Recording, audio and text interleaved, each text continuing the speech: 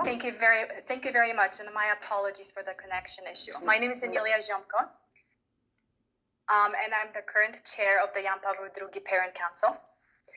Can you hear me? Okay, perfect. I would like to tell you about how the JP2 Polish program is vital and irreplaceable in nurturing the Polish language and culture for future Polish Canadian generations.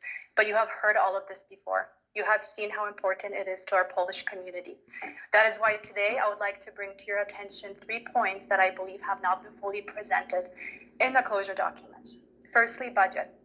JP2 is the only language program within the division that is not part of a community school. Therefore, it is unfair to compare its budget and operating costs to any other language program that has the benefit of a community enrollment being taken into account in the funding. Furthermore, in the projected budget, this is the first year that JP2 is solely responsible for its own. Previously, JFLA and JP2 programs were lumped together under one. When JFLA left St. Basil School, JFLA also left behind their share of the deficit that is solely being blamed on the JP2 program. Secondly, relocation.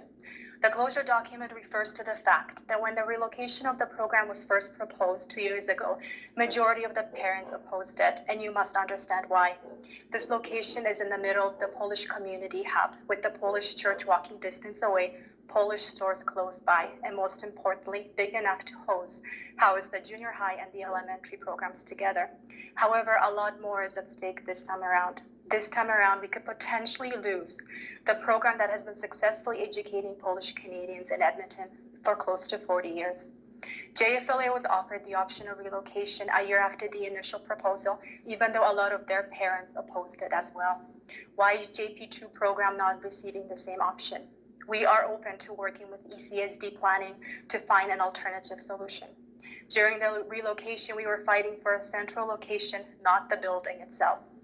Lastly, I would like to touch on enrollment, which we cannot deny has been declining, but it's important to note the biggest drop in enrollment occurred a year after the relocation announcement. That was also the same year we were in the middle of the second wave of COVID-19. That was also the same year a whole bus route got dropped from the schedule due to a shortage of bus drivers. And that was also a year that an enrollment cap of 25 got placed on our kindergarten program.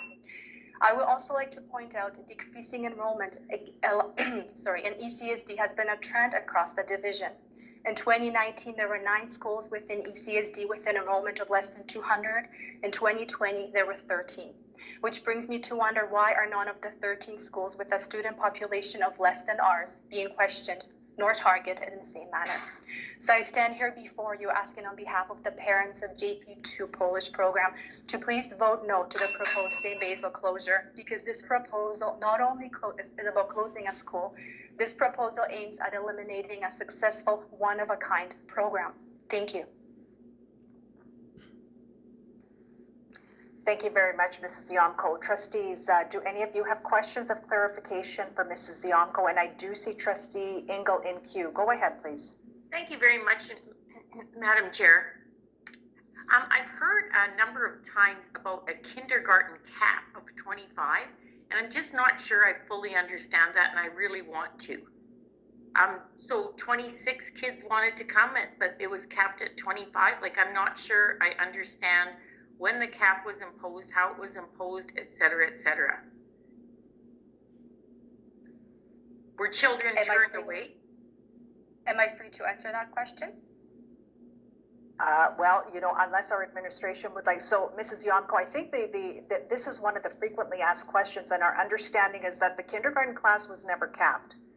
And so where this information is coming from, we're uncertain. I don't know, Robert, Chief Superintendent Martin, if you would like to address this question, or once again, this is not really a point of clarity because according to Edmonton Catholic, there was no such cap that was put on the kindergarten class. So I'm not really certain that this is a point of clarity for the division. Okay, thank you, Madam Chair. Thank you. Am I correct in that assumption? Yes, Madam Chair, you're correct. Thank you. Thank you very much. So, Mrs. Ziomko, I hope that brings clarity to the concern that you've addressed, and it brings clarity to the question, the clarity that Trustee Ingle was requesting. So, thank you very much. Thank you very much, Mrs. Yonko, for your presentation, for sharing your thoughts and feedback today as well.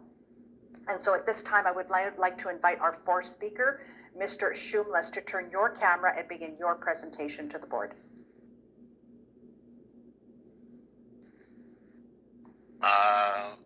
Am I audible? We can hear you. All right. Before I commence my presentation, we FOIP'd the question on the 25 kid cap, and I believe that in the one document that we sent to you on Monday, you will see the response. Anyways, Madam Chair, trustees, Father McDonald, greetings and Happy New Year. In your letter, Madam Chair, on the 16th of March 2020, you stated the following: beginning immediately, the division will further collaborate with the community to develop a process to engage all stakeholders and establish goals to ensure the viability and future success. You concluded by stating in no uncertain words, walking together as partners, we are confident that we can overcome the challenges we face. Mere hours after you signed the letter, the first of many public health emergency orders were issued, and that turned all of our worlds upside down.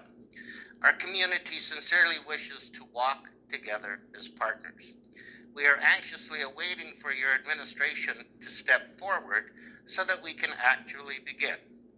Should you ignore your own words, sadly, you will leave the following legacy. Trustees who terminated after 38 years the outstanding St. John Paul II Polish bilingual program, North America's only Polish bilingual program, ranked 7th of your elementary school and 10th in all of your schools. The trustees who ignored your written direction for your administration to begin immediately to further collaborate with the community to develop a process to engage all stakeholders and establish goals to ensure viability and future success. However, Madam Chair, trustees, if you keep your promise and you work with us, you will be remembered as the trustees who kept their word and maintained North America's only Polish bilingual program.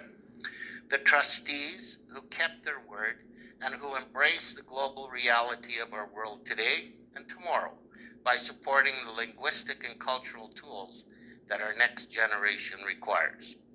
My humble prayer is that you keep your promise and remind your administration to follow your directive of 22 months ago to walk together as partners with our community. Madam Chair, trustees, you have an opportunity to keep your word by ending the process of terminating the St. John Paul II program and ensure that the administration follows your directive to collaborate as partners with our community. Without question, education is an irrevocable gift to the next generation. St. John Paul II program was conceived as a testament to the saint who pushed boundaries while keeping his words. I ask that you do as well. Our community extends our hand to walk together with you as partners, and we are waiting to begin. Thank you. Thank you very much, Mr. Shumlis. Trustees, do any of our board members have questions of clarification for Mr. Shumlis? And seeing no one in queue, once again, I wish to thank you, Mr. Shumlis. The board appreciates the time and effort you have put into this presentation. And so on behalf of the board, I would like to once again thank all our presenters this afternoon for sharing their insights and feedback. Your efforts, as we've already indicated, are very much appreciated. And so at this time,